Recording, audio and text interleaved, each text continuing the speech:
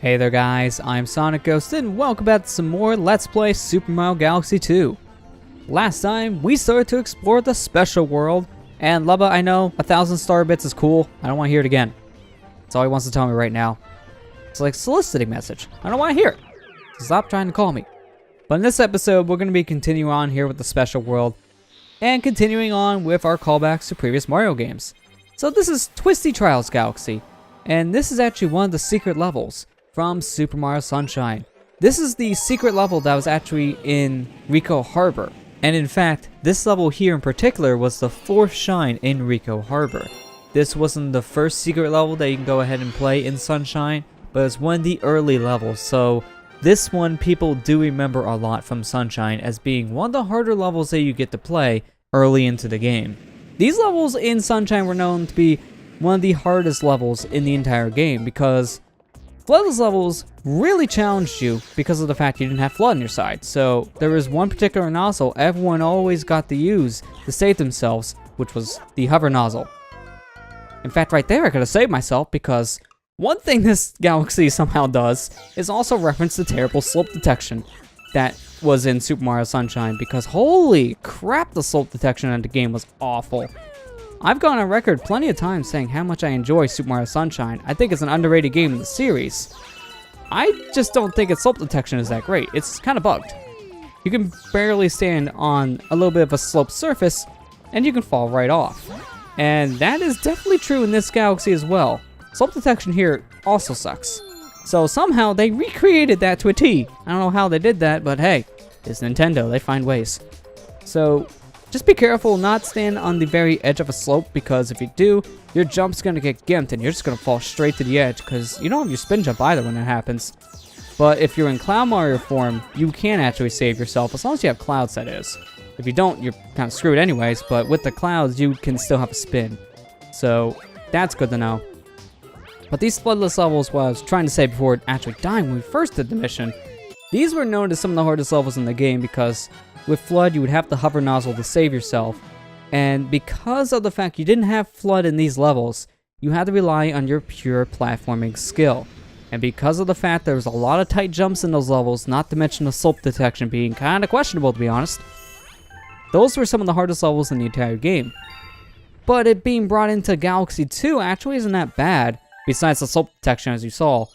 It's just because of the fact that Mario in this game is a lot more versatile with his platforming skills on his own. Between him using the spin and then having powers like the cloud, for example, it's a lot easier to get through this level without really dying. I mean, I'm one to talk when I did die in it, but it's true. It's a lot easier to save yourself here than it is in Sunshine. In Sunshine, I could have died here like 5 times already, but I didn't, because Mario's versatile moveset here make things a little bit easier. But now it's time for us to play the same level we just did, but in double time. So these platforms now just move in double the speed, but there is new portion of this level added specifically for this comet. So now we're going to see new portions of the level that we didn't actually see in Mario Sunshine. So yeah, it's very simple. It's just that the timing of these things being sped up twice with the bad slope detection really actually does make this kind of hard, to be honest. If you're not careful and you're standing on the edge of a slope and that extra spin of yours is eaten up, well, kiss your butt goodbye. And there's plenty of chances for that in this level in particular because, dang man, this slope detection still sucks. I'm really wishing that's the one thing they didn't bring back from Sunshine. I love the game, but I hate the slope detection. Why did that have to come back? Seriously. I mean, I already know I said enough of this when we went through the level the first time, but I can't stress it enough. Slope detection in Sunshine, that definitely sucks, and it could be a heck of a lot better. But in this portion of the level in particular, the Comet, they give you a Yoshi this time around instead of a Cloud power-up. And I really wish they didn't give you a Yoshi. I wish they still had the Cloud because, man, Yoshi, your Flutter Jump might be useful and can save me in pinches, but not in this level. Your Flutter can't keep up with some of the faster moving platforms here. So, while I would have liked to have something else, yeah, Yoshi, your Flutter isn't that helpful here, unfortunately. It really isn't. I really wish it could have been, but it's not. See? This is what I'm saying. It's not helpful. Sorry, Yoshi. I'm so sorry. You had to be killed. I don't like this. I really don't. Also, I hope my life counter isn't off because I actually had to pause what I was doing real quick in between doing this comment and the previous portion of this level. So, in order to do so, you know, it's something called editing. Nobody ever notices, but unfortunately, stopping midway through a level, that kind of doesn't help because my lives kind of transfer over. It's weird. You can exit levels, and your star bits and coin total don't transfer, but your lives do. Okay. That's actually a little weird if you ask me, but hey, how it works. So if my life counter was a little bit more than it was before, there's why. Not trying to hide any deaths, it just kind of had to stop what I was doing really quick and start anew. Whenever I take too long for breaks too, I always like to stop my recordings. So if I'm going to do that, why not just go back to the hub? It makes my life so much easier. I like break up recordings because sometimes files can corrupt. If you're ever recording for long periods of time, it's best to break up your recordings in multiple segments. So try to make them a couple minute segments, maybe an hour or two at the very most. Because if you have a 5-hour recording and then your files corrupt, oh, you're going to hate yourself. It's happened to me once before with a long recording. And yeah, it's impossible to fix. But now, enough talking about technical talk. It's now time to talk about a returning galaxy from Super Mario Galaxy, or at least a piece of one. This actually was a piece of a galaxy from the first game, and it's in double time just like our last galaxy we were just in. But this double time, oh man, it's stressful. So, I can't kill this Octogoomba. Just die, please. Thank you. So you're supposed to hit these blue switches to slow down time a bit. But I'm actually going to take advantage of being on a thwomp. I don't know how that guy ran up his face. That was a little different. That's never happened to me before. But I'm not going to slow down time at first just so I can wall jump over him. You can do that if you have a good time wall jump on the guy. It's just that it's also a lot riskier because he is moving very fast and it's very hard to keep up. So the big thing with this level in general is just the timing, and holy crap, it's so quick. It's ridiculous. So here I probably don't want to stand around for too long because I'm going to have a thwomp just squish me. So you got to really keep moving while at the same time, if you can hit those blue switches, do so. It's just that after you get past the waterfall portion of this level, you're kind of without blue switches. Like, they just stop giving them to you for some reason. Like, they give you one, that's not enough. Oh my god. Oh, jeez, that was close. Oh, please get out of here. But yeah, this is the only other switch they give you, and that's it. So don't rely on those switches. They're not going to be a lifesaver forever. They're only going to be good just as a temporary fix to your problem. So just keep in mind of how fast these guys move and try to move accordingly to what they're doing. So here, I'm going to actually wait for the thwomp to go all the way around and just do a long jump to avoid him. Makes my life a lot more easier. A lot more easier. Well, you know what else isn't easy? Grammar. Apparently, I can't grammar today. But there, we got our 5 silver stars, so that's the 1 power star we need. That's probably one of the hardest parts about this level, actually, is just trying to figure out where these silver stars are. If you're not careful, you'll try to get one of these silver stars while trying to explore slowly, and then all of a sudden the thwomp will come out of nowhere and squish you in the head. Guilty. I'm guilty of that. It's happened to me plenty of times in this level, especially when you're on that cylinder portion of the level in general. You're running around trying to find your 3rd star, and then all of a sudden you grab it, but you get squished because you didn't see the guy coming from off camera. It's happened to me more times than I can count, and it's not fun.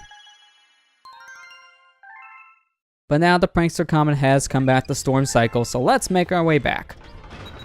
So, I actually didn't say where this was from. Storm Cycle is actually a piece from Beach Bowl Galaxy in the first Galaxy game, so that's where this is from exactly. There you go, there's a nice little piece of trivia. I don't know if I said this at the point of the playthrough, but I did do a Let's Play of the first Galaxy game. It's one of my earlier playthroughs, so watch with caution.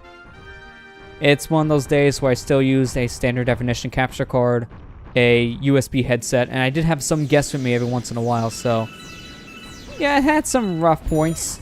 I'll definitely admit that, but to be honest, I still enjoyed the playthrough. It was a lot of fun to do. It's just when I look back at a lot of my old work, there is some stuff I would actually like to maybe go back to at one point, maybe do some kind of extra content with or redo it in general.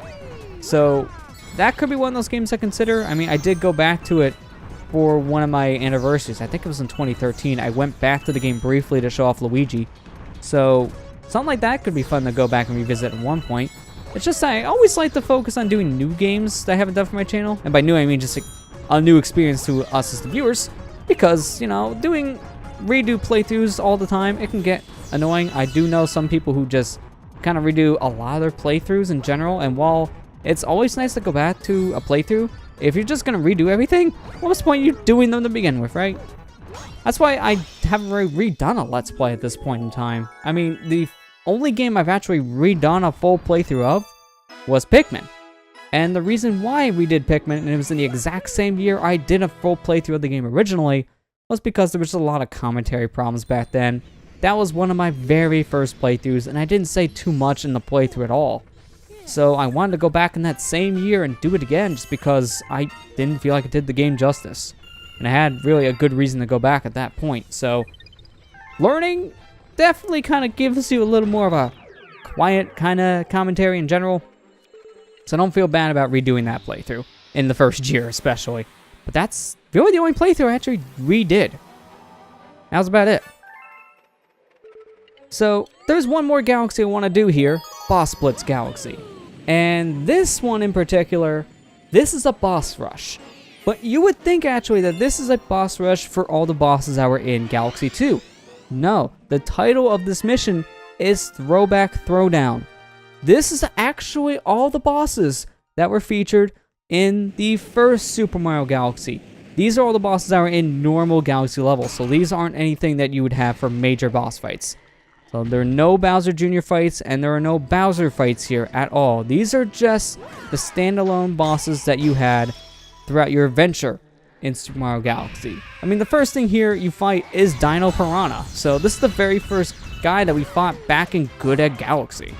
So the very first boss of the game makes you kind of feel nostalgic if you haven't played Galaxy 1 in a while and you play Galaxy 2.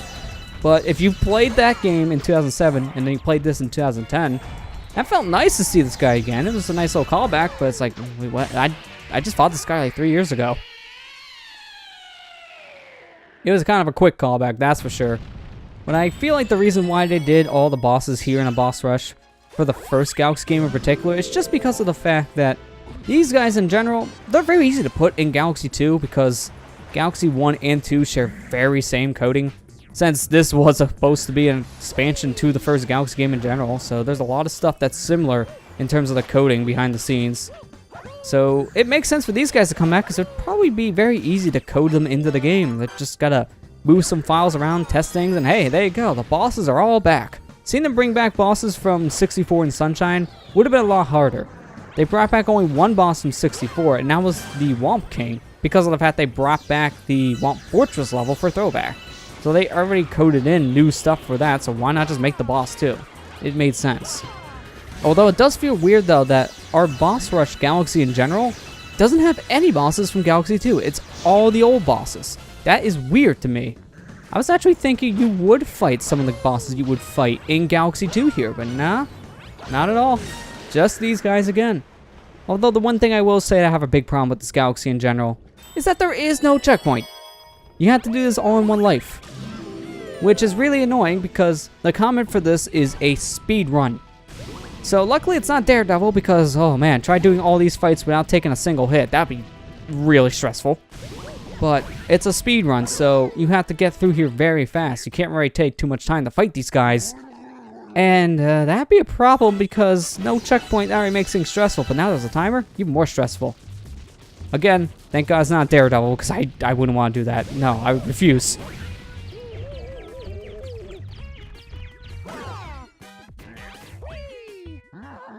But the mole here, this is our third boss, and this was actually in Gusty Garden Galaxy, which was one of the fan favorite galaxies from the first game, just because of the music alone. And I will admit, it's one of my favorite songs in the game. Gusty Garden's theme is so good. But this guy, you just have to ground pound the ground when you're near him, and boom, he pops out. But you remember those moles that we saw back in the, enemy Boss Blitz Galaxy back in World 6? There were two mole enemies that just kind of appeared out of nowhere, and you would think, yeah, that's a little weird. Why are they here? Well, that's why, because I brought this boss back, and that is where they came from. They also came from Gusty Garden. So, you thought seeing those moles might have been a little bit random, but now it makes a little more sense, because here you go. There's the boss from Gusty Garden as well, so it kind of just came with him. But here, this is one of the hardest bosses in Galaxy 1, and the real reason why he's hard because the prankster comment for this guy in Galaxy 1 was a Daredevil run, and there is so much stuff that this boss can do to kill you. Oh man, I hate Bouldergeist here. You are one of the worst things in the first Galaxy game. But luckily though, in the Galaxy 2 fight, they give you a checkpoint right before you fight them, and that's nice. I just wish the speedrun version of this did give you a checkpoint. But they don't. They expect you to do it all in one run. So, get used to his pattern now, because this definitely helps. At least this time we don't have to worry about taking a one-shot KO to this guy. There's no Daredevil challenge to you at all. And I am very happy about that. So happy I'll collect all your star bits. Give me them all now. Just gotta wait for him to raise up the rocks once more. And we'll just go ahead, move around here, grab ourselves 2 boos, and slap them into him. Because the boos here are actually bomb boos. This is the only time in Galaxy 2 you get to see these black varieties of the boos, which are bombs. In Galaxy 1, there was a Galaxy in general where you use bomb boos. And those in general were kind of used for a little bit of a puzzle gimmick, but you mostly used them in the Bouldergeist fight. So I guess it makes sense for why they didn't really come back as a full-on puzzle here in Galaxy 2, because they were barely used in Galaxy 1. But they do have a time limit, so you can't hold on to these things forever. And if you shake again when the boo's tongue is in your hand, you can actually swing around a little bit more, just like a lasso. So that's one thing to know about these guys, because you don't want to get too close to Bouldergeist. Well, you just have to time your shots right with the boos, and he's dead. But then now there's only one more boss left, and it's a repeat boss. We just fought this guy like maybe 2 minutes ago, and now here we are fighting him again. It's just now Dino Piranha's on fire. And I don't mean in a good way. He's actually burning up. I mean, look at that. Is that healthy? I don't think it's healthy to be actually on fire. But he is. And it really isn't that much of a different fight because of it. The only thing you have to worry about now is the fire on his tail, which just makes it more of a waiting game. That's about it. Just gotta wait for the fire to go out. But hey, he's got different animations. Totally different. Totally. But it's actually interesting now to see Dino Piranha here, because we had the baby version of this in our first level in Galaxy 2. So there's actually 3 different versions of a piranha plant boss. It's kind of ridiculous to think about. But this third hit I always hated, both in Galaxy 1 and in Galaxy 2, because of the fact this guy just moves all over the place. He doesn't sit still. And because of his tail being on and off with the fire, you kind of just have to hope you run into his tail when the fire's off. Because your best bet when fighting him in the third hit is just to run around and try to chase after Dino Piranha when he's doing a loop back around the planet. So really, at that point, you're just hoping you don't get hit by the fire. That's about it. It's kind of an annoying last hit, but if you just wait it around, you'll be able to hit him in no time, and now we have gotten our star. So that's the boss rush. And there is that speedrun like I mentioned, but I'm not going to be doing it in this episode. We'll just do it in the next episode because I really don't feel like doing that right now. Kind of want a break from doing that long boss rush. I mean, can you blame me? There's a lot of bosses to fight in that level.